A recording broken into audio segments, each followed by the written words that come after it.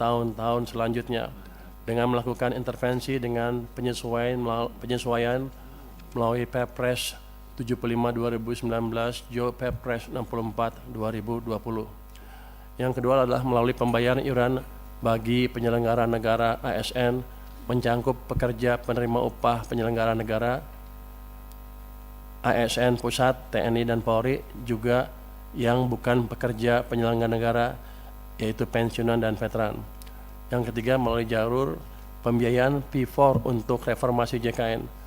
Dukungan reformasi JKN melalui skema program for result atau P4 dalam rangka penguatan kualitas dan akses layanan dan keberlanjutan dan efisiensi penajaman belanja kesehatan dalam JKN. Berikutnya, pemerintah juga mendukung JKN dengan membayarkan iuran PBI JKN melalui DIPA Kemenkes. Komitmen pemerintah terlihat dari capaian PBI JK yang selalu di atas 99% sejak tahun 2023.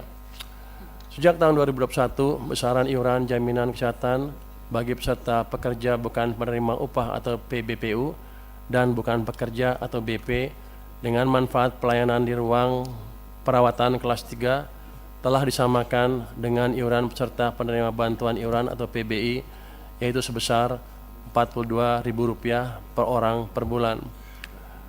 Dari total iuran tersebut, Rp35.000 dibayarkan oleh peserta PBPU dan BP atau pihak lain atas nama peserta, sementara Rp7.000 dibayarkan oleh pemerintah sebagai bantuan iuran, dengan rincian Rp4.200 ditanggung oleh pemerintah pusat dan Rp2.800 ditanggung oleh pemerintah daerah. Saat ini pemerintah juga tengah dalam proses penyusunan rancangan peraturan presiden tentang penghapusan piutang iuran dan denda iuran jaminan kesehatan bagi peserta PBPU dan BP kelas 3.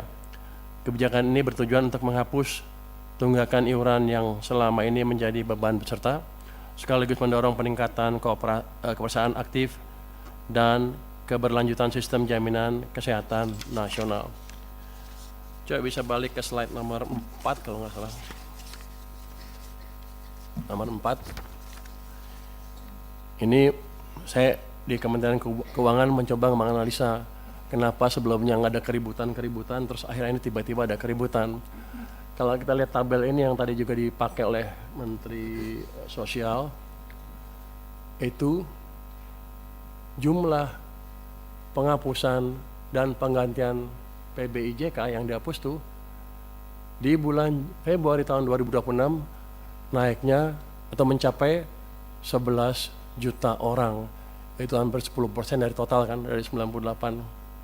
Sebelumnya 7, 1, 1, 1, 1 di bawah 1 juta, dan di 1 juta di bawah 1 juta.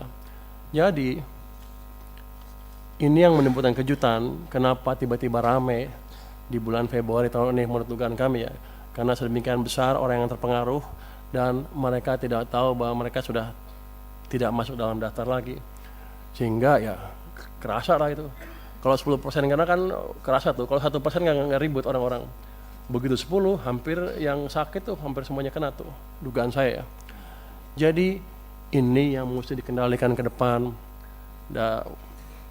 Kalau ada angkanya drastis seperti ini ya di smoothing sedikit lah, di average 3 bulan atau 4 bulan atau 5 bulan terserah, tapi jangan menimbulkan kejutan seperti itu.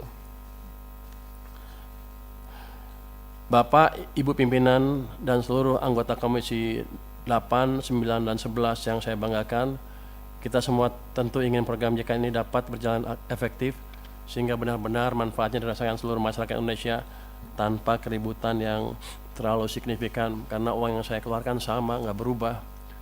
Kenapa keributannya beda?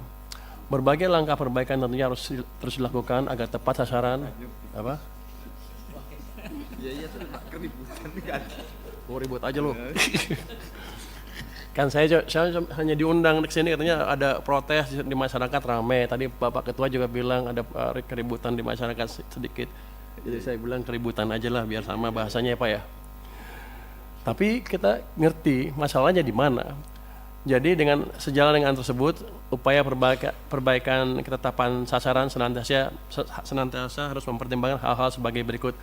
Tadi Pak Menkes sudah memberi permintaan berapa bulan, segala bulan. Saya perkuat sedikit deh. Pertama, perubahan data PBI JKN pada prinsipnya merupakan upaya untuk meningkatkan kualitas dan tata kelola program JKN agar lebih tepat sasaran, melindungi masyarakat miskin dan tidak mampu. Itu. Jadi pemutahirannya jangan bikin keributan. Yang kedua, penonaktifan peserta PBIJK dapat dipertimbangkan untuk tidak langsung berlaku, namun diberikan jangka waktu 2-3 bulan, tadi Pak Menkes 2 bulan, 2-3 bulan yang disertai dengan sosialisasi kepada masyarakat.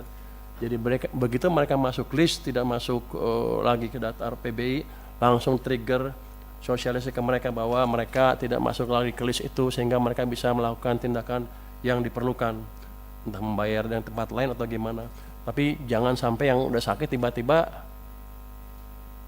begitu mau cek cuci darah lagi, tiba-tiba nggak eligible, nggak berhak. Kan itu kayaknya kita konyol. Ya, padahal uang yang saya keluarin sama, saya rugi di situ, uang keluar, image jelek jadinya.